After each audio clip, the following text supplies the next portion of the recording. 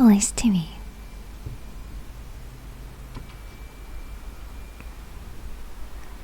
Chapter 1.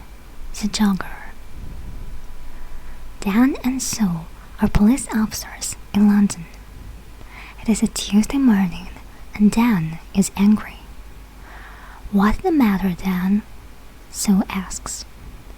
"Look at this," Dan says. "Every day someone steals money from people near the shops. We must stop this." "Yes, of course," Sue says. "But who is it?"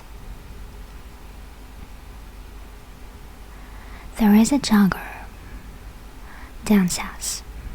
"Every day he runs near the shops. Sometimes he runs into people. Perhaps he steals the money." "Okay," Sue says. "Let's go to the shops. Perhaps we can see this jogger." They sit upstairs in a window over the shops. Dan has a radio. They watch the people on the street. "Look," Sue says. "There's the jogger."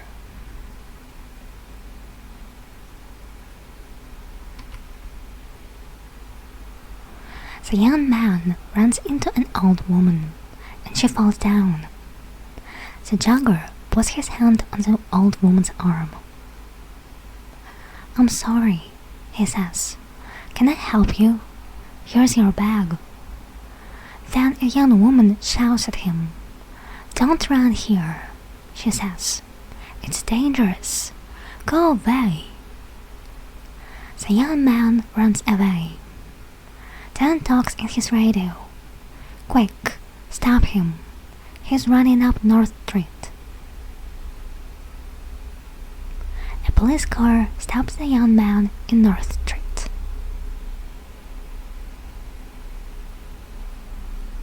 "Are you okay now?" Sue asks the old woman. "Yes, thank you." "Where is that nice young woman? I can't see her now." "Have you got all your money?" Sue asks. The old woman looks in her bag. "No, I haven't. My money's in my purse, but my purse isn't here." "Okay, Sue," Dan says. "Let's talk to the jogger."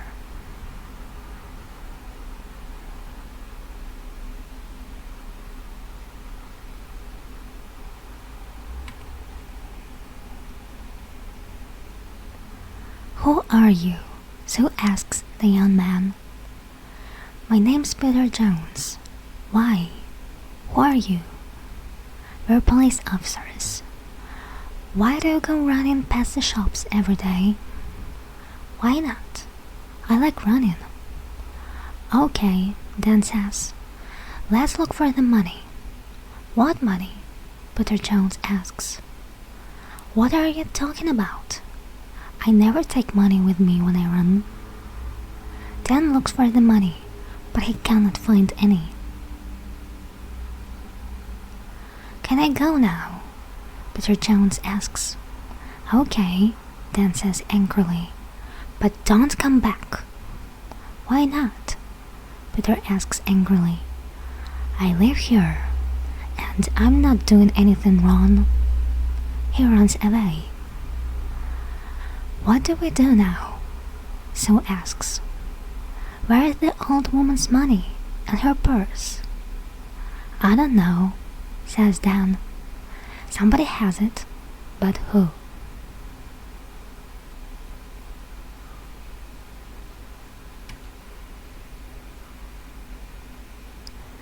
Chapter 2. TV. Dan and Sue go back to the shops. "I don't understand," Dan says. "The jogger hasn't got the money, so we must look for someone different." "Look," Sue says. "There's a TV camera over that shop door.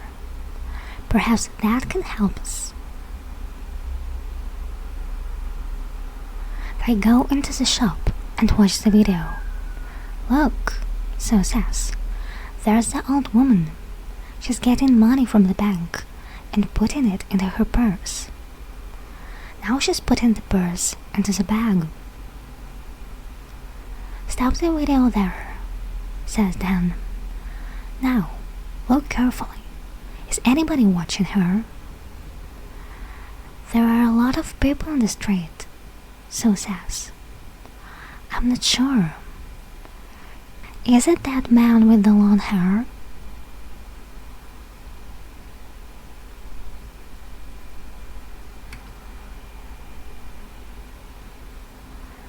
Perhaps, says Dan. Let's go on. What happens next? They watch the video. The jogger runs into the old lady. He stops and helps her. She shouts at him and he runs away. Then a lot of people come and help the old lady. Look, Sue says. The long-haired man has her arm.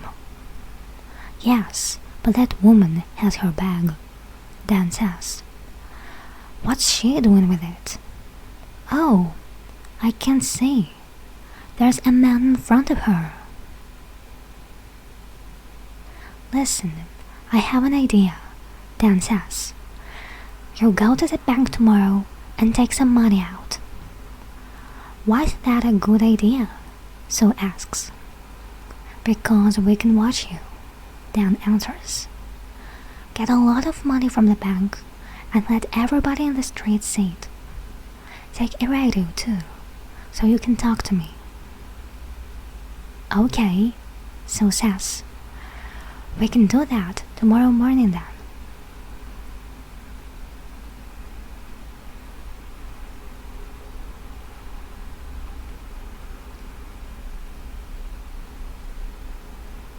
Chapter 3. Help me, quick. Next day, Sue goes to the bank. Dan is watching with another policeman, Jim. They have radios. I'm getting the money now, Sue says. That's good, Sue, Dan says on his radio. Now let everybody see it.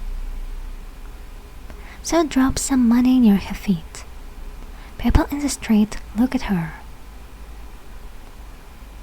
Look, there's the man with the long hair, Jim says. He's picking up the money. Shall I arrest him? No, wait, Dan says. Watch. The man picks up the money and gives it to Sue. Here you are, he says. That's a lot of money. Be careful. Thanks, Sue says. That's okay. The man smiles and walks away.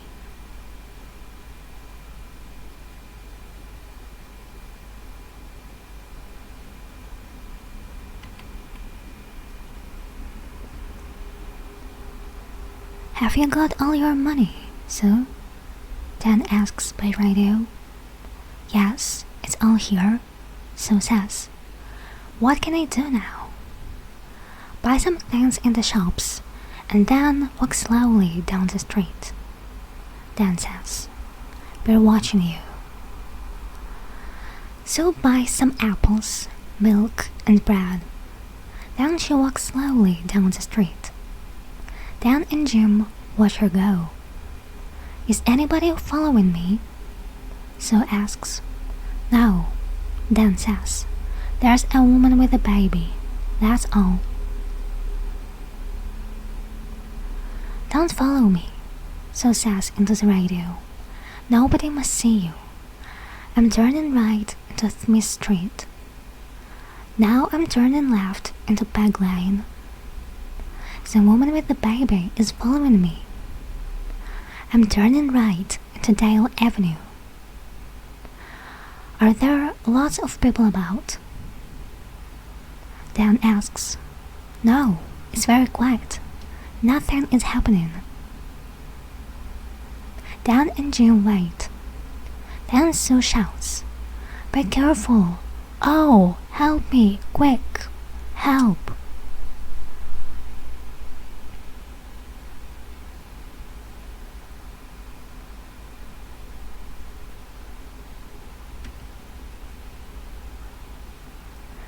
The jogger, Peter Jones, runs into Sue and she falls over. There are apples, milk, and bread everywhere. I'm sorry, says the man. Let me help you. The woman takes Sue's arm. Are you okay? She asks. Go away, she shouts at the man. But he sees the radio in Sue's pocket. What's this? He asks. A police radio? Give me the money, quick. He takes the money and runs. The woman wants to run after him, but Sue halts her. Stop, she says. I'm a police officer. You must stay here. But why? The woman asks. I want to help you. That man has your money. I haven't got it. Is he your friend? Sue asks. Where does he live? I don't know, the woman says. I don't know him. Who are you? Sue asks. Where do you live? Linda Wilkes. I live at 14 Old Street.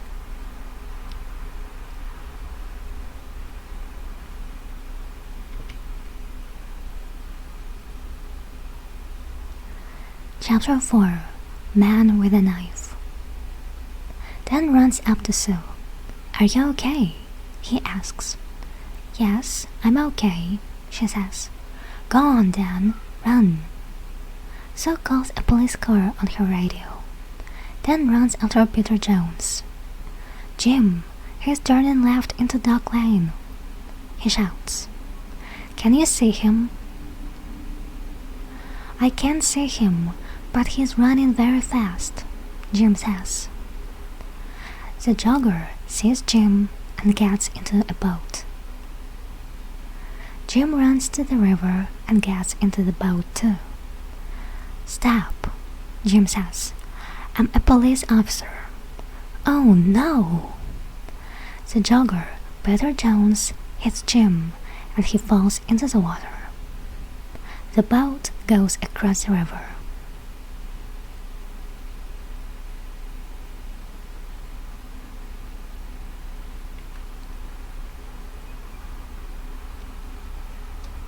Dan helps Jim out of the water. He's going into a cafe, Dan says. Come on, let's run to that bridge. They go across the bridge and run to the cafe. Jim goes behind the cafe and Dan goes in. Is he in there? Jim asks on his radio. Yes, Dan answers. Jim, he's coming out. Stop, says Jim. I'm a police officer. But Peter has a knife in his hand. Jim holds out his hand. Give me the knife, Peter. Stay back, Peter says. I can kill you with this. Jim can sit down in the door behind Peter. Dan walks out of the door, very slowly and quietly. Come on, Peter, says Jim. Give me the knife. Dan takes Peter's arm from behind, and Jim takes the knife from his hand. Dan finds the money in Peter's trousers.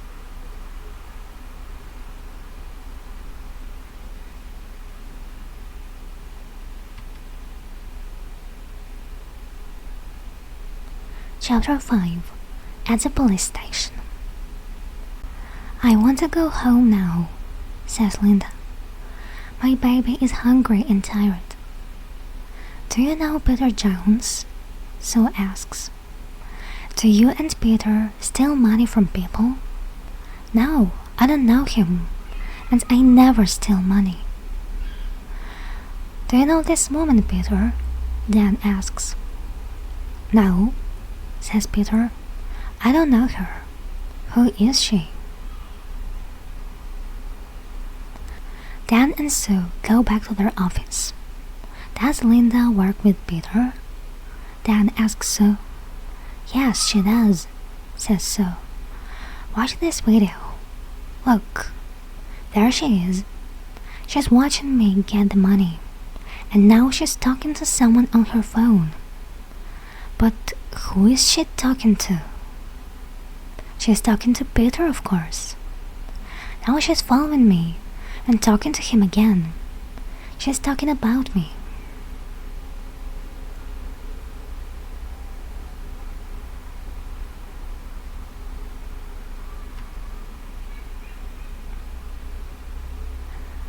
Dan and Sue speak to Linda again.